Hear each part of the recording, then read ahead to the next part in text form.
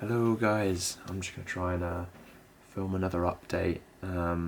If you're new here, my name's Jack and I'm recovering from CFS, ME and Lyme disease. So yeah, let's get to it. It's winter now, we're in the beginning of December, and I miss summer a lot. I love sunbathing, makes me feel good, but I think there's a place for winter for hibernating and kind of coming in to yourself and like working on yourself, and yeah, it's natural to hibernate, isn't it? And I think it's where a lot of the healing happens. So yeah, I'm gonna try and not make this too long because my last video was like 18 minutes, and this time last year I couldn't even tolerate a 2-minute video. So let's get to it. I was working with my functional medicine doctor. She worked really hard to try and help me. She was a really good doctor as well, but she was pushing me to take these antimicrobials, which were Bioresonance, oregano oil, allicin, which is like garlic extract, and golden seal. I already said that. But yeah, my gut just couldn't tolerate it at all. Like, it was just making my gut even worse. Basically, I've had diarrhea almost every day for like 6 months now, since June, I think it was. Yeah. So yeah, about 6 months. So basically, I changed diets. I swapped up to the keto, like carb-free diet, just to try and like starve the bacteria if it was an infection. I had a stool test sent to Germany as well, and it had like E. coli traces of E. coli in my gut, which can cause havoc. So we took carbs out, and instantly I was like, felt awful, and found out it's called the keto flu. So if you ever go carb free, you might not get it, but you can get the keto flu. It caused me to have quite bad anxiety for about 4 or 5 days, but it all kind of cleared up. But it took about a month to really adjust to the carb free diet. So yeah, I cut out all like potatoes, rice, carrots, butternut squash, like all the fermentable carbs, like bananas, fruit went as well. And yeah, basically, long story short, it helped my blood sugar levels. Actually, I think it helped this up downy crashiness, but it didn't get rid of the diarrhea, and that was the main thing I wanted to try and tackle, was the diarrhea.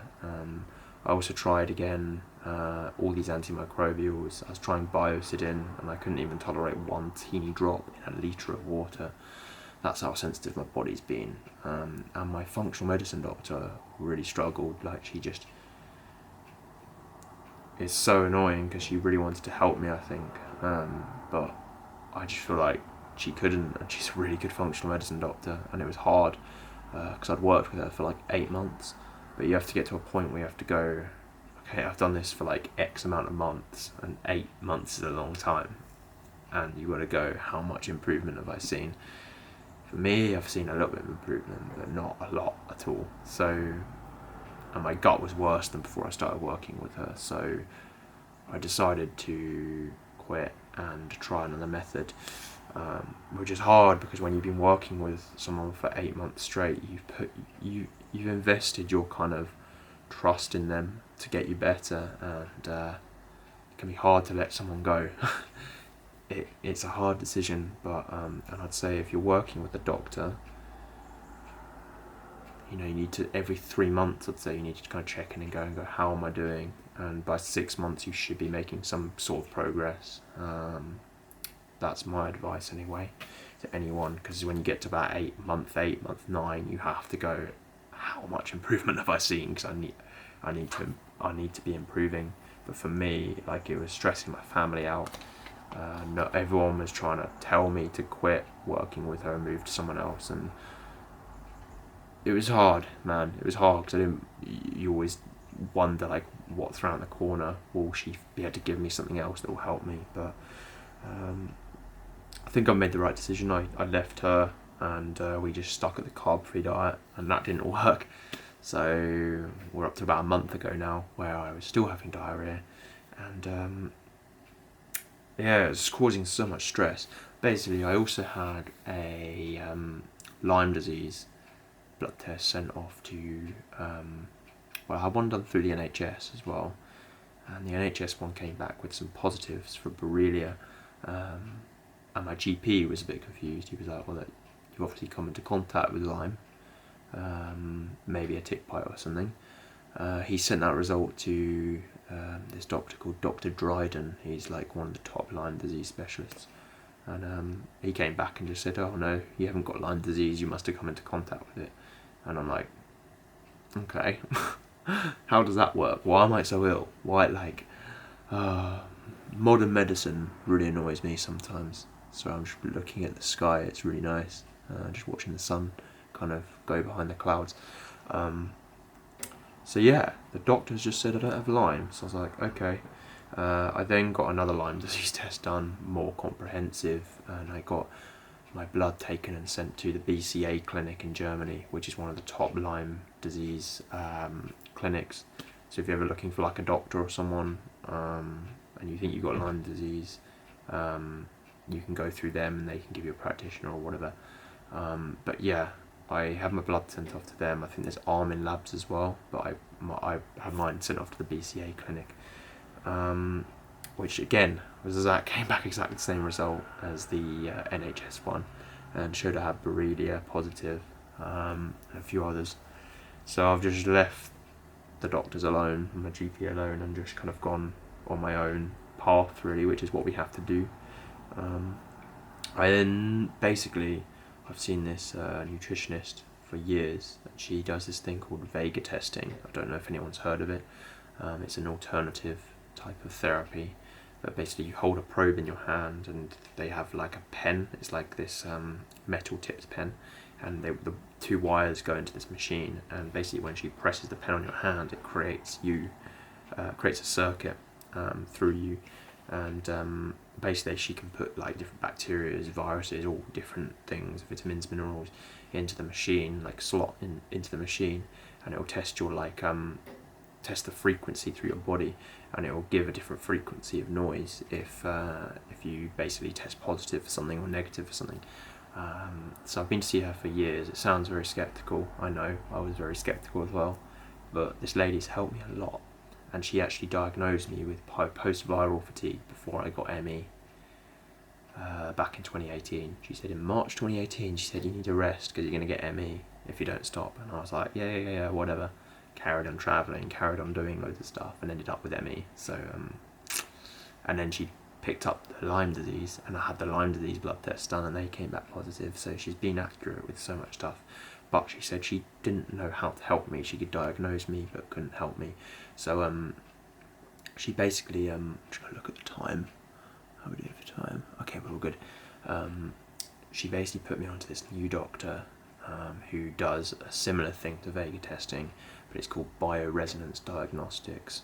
And again, you hold this probe and she presses this thing on your hand, on 3 points on your hand, and it's also called electroacupuncture, or I think it's called an EAV machine.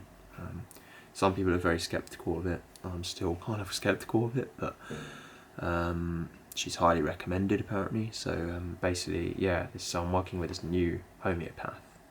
She uses the machine to diagnose, and then she uses homeopathy to treat. Again, I was a bit skeptical of homeopathy, but I went to have a test with her, and she tested everything, and it was all, I didn't tell her anything, and everything on her machine diagnosed exactly the right accuracy to what the blood tests had showed up. So picked up, all the Lyme disease, it picked up loads of infections, it picked up the E. coli in the gut, it picked up the Staphylococcus nasal infection that I've got in my nose. Just really accurate. So I was like, again, I'm still skeptical, but I'm going to trust it. And I think you have to kind of do that sometimes in recovery, and just trust something, because you don't have control over everything. So yeah, I've basically started these 3-week homeopathic remedies. They're like liquids, and you mix them in a litre of water and drink them over throughout the day. And yeah, I was instantly when I started them, I felt awful, and it was obviously die-off. But she picked up that I've got parasites as well. Yeah, she picked up loads of parasites, viruses, bacteria, and also the whole Lyme and the E. coli. But yeah, she ran the whole test and gave me these homeopathic remedies, and yeah, like, sorry, I'm getting really brain fogged. The sky is really nice. I'll show you the sky quick. But yeah, I've got a bird feeder as well, and yeah, this is my recovery view out my window. But yeah, just gonna make sure that's there we go. But yeah, where was I? Damn it, I'm rambling again. But yeah, so I was on her homeopathic remedies for 3 months, 3 weeks, and they made me feel really bad. But then she came over the day before yesterday and ran another test on me, and she said I've got rid of like 25 of the infections, so including the parasites and a load of bacteria. So yeah, my gut's still pretty bad, but I'm not expecting an overnight fix for it. And she also said I've still got some viruses that are still loitering around, and a deeper, which we're just kind of working on. But yeah, like recently I've had really bad anxiety. Hello, sorry, I just kept losing my train of thought then. I got really brain fogged and couldn't quite stay with it. But I've just taken a pause and yeah, don't bark, dog.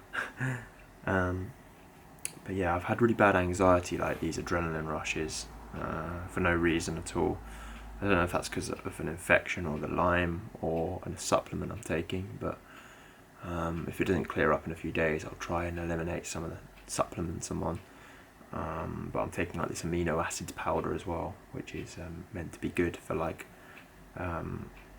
yeah, for so many things. It's also got, yeah, it's got some things to help oxygenate the body, and actually, like, I've been kind of struggling to breathe and just breathing, kind of trying to breathe through, like breathe really deeply.